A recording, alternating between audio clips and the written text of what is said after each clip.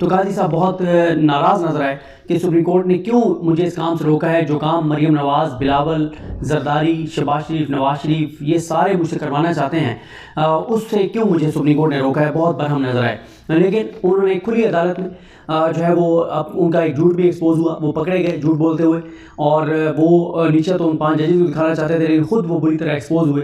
उसने क्या नाम है, सायरा बानो जो हैं, उन्होंने भी प्रोग्राम में कह दिया, उन्होंने कहा कि मुसलमानों को हज़रत ईसा का इंतज़ार है और नून लीग को काजी फाइज़ ईसा का इंतज़ार है कि वो कब आएंगे।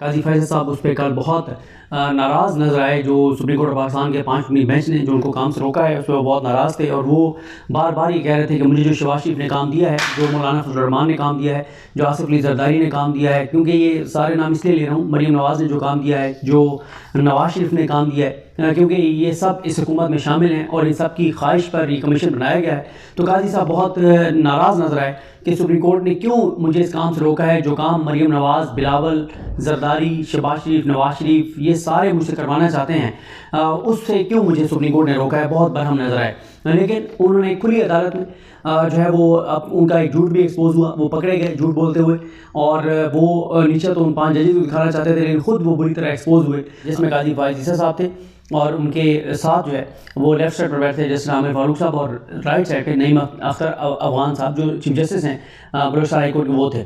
और यहाँ पर मैं आपको ये भी बताना चलूँ कि पूरी समात में जो नईम अफगान साहब हैं, उन्होंने आई थिंक एक बार को बात की और 2 बार उन्होंने काजी फाइज़ साहब से बात की, और जस्टिस आमिर फारूक साहब हैं वो समात में बहुत से मौके पे बस मुस्कुराते रहे, क्योंकि ज़ाहिर है सबको समझ आ रही थी कि क्या कर रहे हैं काजी फाइज़ साहब। सिर्फ वो उन जजेस के ऊपर अटैक कर रहे थे जो 5 जजेस थे, बस उन्हें पता था कि क्या हो रहा है और क्यों किया जा रहा है। उनको नज़र आ रहा था कि ये उमर बंदियाल साहब पर, एजाजुल हसन साहब पर, मुनीब अख्तर साहब पर, शाहिद वहीद साहब पर, अज़हर हसन रिजवी साहब पर, उन पर अटैक हो रहे हैं, उनके खिलाफ ये चीज़ें हो रही हैं। तो शायद इस पर वो मुस्कुरा रहे थे कि जनाब वो क्योंकि इमरान खान वाला जो केस था जिसमें इमरान खान की गिरफ्तारी को आमिर फारूक साहब ने कानूनी करार दिया था, और बंदियाल साहब ने, अतर मिनल्ला साहब ने, मोहम्मद अली मदद साहब ने उसको गैर कानूनी करार दिया था उस ऑर्डर को, कि वो अरेस्ट गलत था। तो शायद इसलिए भी आमिर फारूक साहब शायद अल्लाह की ज़ात बेहतर जानती है कि वो थोड़े से खुश हो इस चीज़ पे कि मेरे ऑर्डर को गैर कानूनी करार दिया था। तो आप देखें क्या कर रहे हैं आपके साथ काजी साहब। पहले तो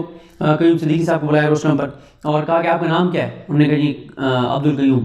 तो हैरान कुन तौर पर वो काजी फाइज़ ईसा जिनकी बड़ी कुर्बत है कयूम सिद्दीकी साहब के साथ, उनको वो इंटरव्यू भी अपने वालिद की शान और मकाम के बारे में बताते हैं, और ज़ाहिर है वो कुर्बत ना भी हो तो फिर भी वो एक बड़ा नाम है कोर्ट रिपोर्टिंग का, सीनियर 3 कोर्ट रिपोर्टर्स में से एक हैं, जियो जैसे बड़े इदारे के साथ हैं।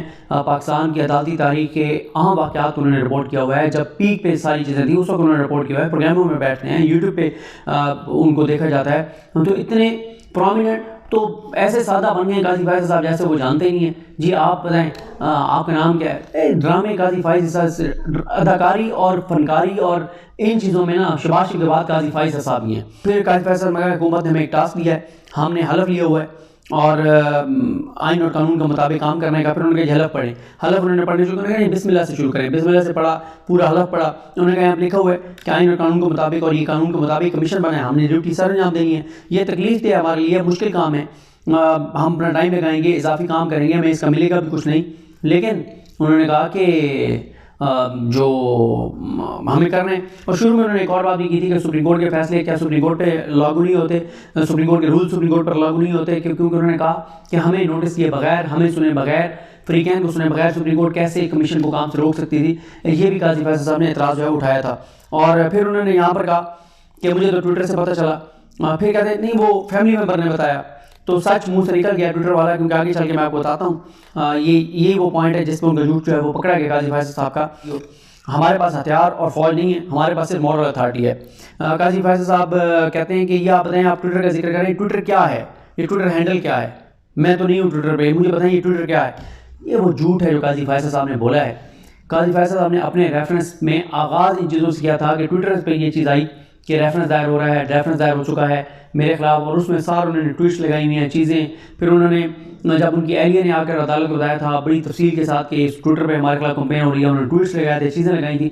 तो ऐसे गलत बयानी करना कि कईयूम सिद्दीकी साहब का नाम नहीं पता, भोले बन गए हैं, ट्विटर का नहीं पता, ये खुदा का खौफ करें। आप जिस मनसब पे बैठे हुए हैं, फिर आप पुरानी आयात भी पढ़ते हैं, आप हदीस भी पढ़ते हैं, अखलाकियात का दर्स भी देते हैं, आप जो है ना वो ऐसे जैसे आपसे आप राइट पाकिस्तान में बंदा कोई नहीं है। फिर हुकूमत के कहने पर आप कमीशन में भी बैठ जाते हैं, आप हुकूमत से ये नहीं पूछते कि रिकॉर्ड किसने किया है। आप अपने ही केस में जो मौक़िफ़ अपनाते रहे हैं जासूसी और रिकॉर्डिंग के ऊपर, उसके अपोजिट आप चले गए हैं। आप अपनी ज़ाती बोझ और उसमें मुखालफत में कि उमर बंदयाल साहब ने आपका केस सुना था, तो आप स्कोर सेटल करने के मामले में, फिर अगर आपने ये करना है तो फिर आप ये कुरानी आयात ना पढ़ा करें, अहदीस ना पढ़ा करें। ये सबसे अफसोसनाक बात होती है कि आप अपना पर्सनल स्कोर सेटल कर रहे हो, आप जजेस के ऊपर अटैक कर रहे हो, आप हुकूमत के एजेंडे को आगे बढ़ा रहे हो, और साथ आप कुरानी आयात भी पढ़ें, हदीस भी पढ़ें। ये ना करें, खुल के आएँ, बिल्कुल खड़े हों। आप नून लीग के साथ खड़े हैं, बिल्कुल अच्छी बात है। नून लीग ने आपको कहा है कि ये करना है, आपने कहा मैं खातिम, मैं नौकर, शहबाज शरीफ का हुक्म है, नवाज शरीफ का हुक्म है, मरीम का हुक्म है, मैं बिल्कुल करूँगा, बिल्कुल आप करें। आपने जो बंदयाल साहब के साथ करना है करें,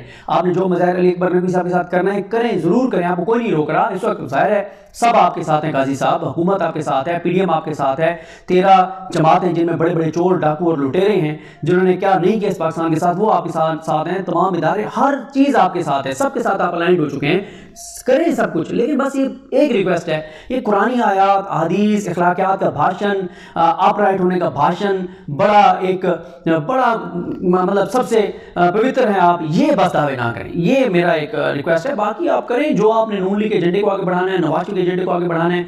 नून लीग को पहले भी आपने रिलीफ दिए हैं हुदैबिया जैसे केस में, और आपने नून लीग को सर्व किया है मुख्तलिफ तरह से। आपने जो है वो ज़ाहिर है सर्व से मुराद यही है कि आप नून लीग चाहती थी कि ये चीज़ हो, उन्होंने कमीशन बनाया और आपने उन्हीं TORs पे उसको काम को आगे बढ़ा दिया। तो ठीक है, आप करें सारा कुछ, लेकिन बस ये कुरान, हदीस और इन चीज़ों को प्लीज़ जो है वो आप सहारा ना लें। बस अल्लाह ताला करम करे। उसने क्या नाम है, सायरा बानो जो हैं, उन्होंने भी प्रोग्राम में कह दिया, उन्होंने कहा कि मुसलमानों को हज़रत ईसा का इंतज़ार है और नून लीग को काजी फ़ाइज़ ईसा का इंतज़ार है कि वो कब आएंगे। उसके बाद उन्होंने कहा कि चीफ जस्टिस पाकिस्तान उमर बंदयाल साहब ने पहली समात पर इस एतराज़ को कैसे मुस्तरद कर दिया कि उनको बेंच तलाक नहीं होना, उनको नहीं होना चाहिए। और फिर उन्होंने कहा कि कुछ और भी जजेस हैं जो इस बेंच में बैठे हैं जिनका ऑडियोज़ में जिक्र है, मुनीब साहब की तरफ इशारा कर रहे थे। और उसके बाद उन्होंने कहा कि चीफ जस्टिस से पूछना ज़रूरी नहीं है, कमीशन का जो मुझे जिम्मेदारी दी गई थी। और उन्होंने कहा कि उसमें ऑर्डर में लिखा हुआ है कि हुकूमत कैसे एकतरफ़ा एक्ट कर सकती है, तो हुकूमत एकतरफ़ा ही एक्ट करती है। फिर उन्होंने कहा उस ऑर्डर में लिखा हुआ है कि जो वफाकियत है उसको उसके ख़िलाफ़ है कि हाई कोर्ट के चीफ जस्टिस को इस तरह से कमीशन में बिठाना चीफ जस्टिस से पूछे बगैर। तो उन्होंने कहा कि ये बल्कि चीफ जस्टिस से पूछना हाई कोर्ट के चीफ जस्टिस के मामले में, और ये बात कहना वफाकियत को बर्बाद करने वाली बात है, तबाह करने वाली बात। उन्होंने कहा हाई कोर्ट इंडिपेंडेंट कोर्ट्स हैं, आइनी अदालतें हैं, और वो सुप्रीम कोर्ट की सबऑर्डिनेट नहीं है। सुप्रीम कोर्ट के पास कोई एडवाइजरी रोल नहीं है, कोई सुप्रीम कोर्ट के वो मातहत नहीं है, सुप्रीम कोर्ट उनको मॉनिटर नहीं